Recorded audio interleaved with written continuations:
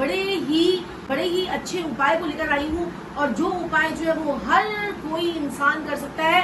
अपने घर में बैठे बैठे ही थोड़ा सा सामान से ही अपने घर के पितरों को खुश करके इस श्राद्ध पक्ष पे अपने घर में जो है पक्ष में आप छोटे से उपाय से अपने पितरों को कैसे खुश रख सकते हैं, आज हम इस वीडियो पर चर्चा करेंगे कौओं की। पहले हमारे ऋषि मुनि कहते थे कि कौए जो है वो हमारे घर में जो भोजन ग्रहण करते हैं और वो उनका खाया हुआ भोजन हमारे पितरों को जाता है। क्या ये बात सच है? जी हाँ, क्योंकि कौओं को जो है यमराज का वाहक कहा जाता है और कौए जो है वो शनि का रूप भी कहा जाता है।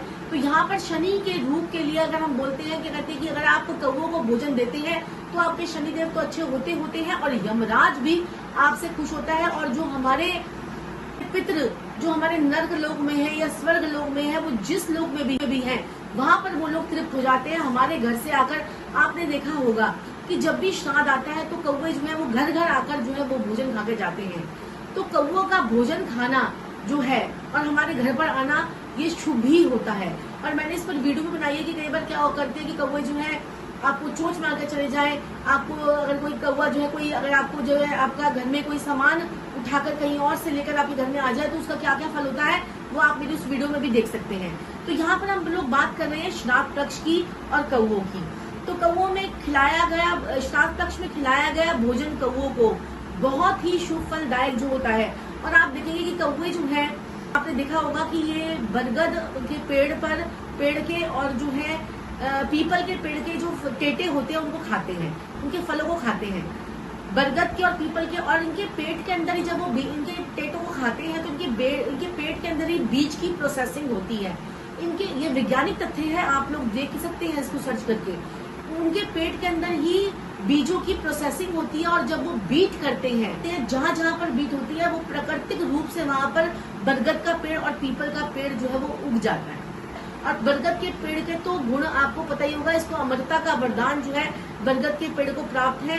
और जो पीपल का पेड़ है वही दुनिया का पूरे ब्रह्मांड का ऐसा पेड़ है जो 24 घंटे ऑक्सीजन देता है, जो हमें ऑक्सीजन देता है, जिसके नीचे बैठकर। और उसपे कहा जाता है कि पीपल के पेड़ पर भी बहुत से हमारे जो पितरों का वास होता है, कहते हैं कि देवताओं का वास होता है, राक्षसों का वास, देवगण और राक्षसगण सभी पीपल के पेड़ पर जो है विश्राम जो है वो करते हैं।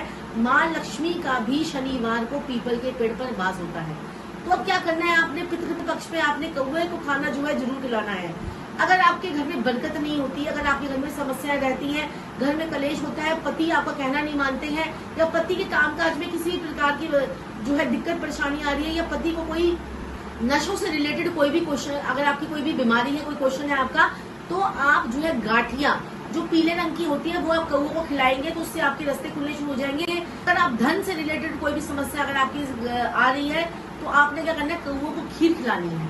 अगर आपके पैसा फंसा हुआ है, पैसे की जो है आपको दिक्कत परेशानी आ रही है तो आपने कौओं को जो है वो खीर खिलानी है। तो यहाँ पर अगर आप कौओं को खीर खिलाते हैं तो आपको धन से संबंधित दिक्कत और पैसों से संबंधित दिक्कत जो है उसकी समस्याएं जो है वो आपकी दूर होती हैं। भादों में आपने देखा होगा कि कौवे के बच्चे जो है वो भादों में पैदा करते हैं और ये जो बच्चे हैं वो पैदा जब होते हैं तो जब हम उनके लिए खाना अगर आप भोजन की व्यवस्था अपने घर की छतों पे करते हैं तो ये बच्चे आकर जो है वो छतों से खाना खाते हैं। तो इसी प्रकार से ही छत पर जो है आप कौवों के लिए भोजन जो है वो रख सकते हैं। और जो है छतों पर आप जो है अपने घर के कुछ पानी का इंतजाम कर सकते हैं श्राद्धों में कौओं के लिए, और खीर पूड़ी का भी इंतजाम कर सकते हैं। थोड़ी सी पूड़ी और थोड़ी सी खीर जो है आप ब्राह्मण को तो देके आते हैं, कौओं के लिए भी जरूर रखिए।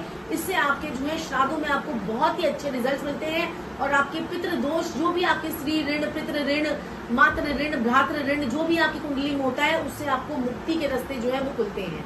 और ये उपाय करते ही आपको 24 घंटे के अंदर रिजल्ट जो है आपको देखने को मिलते हैं।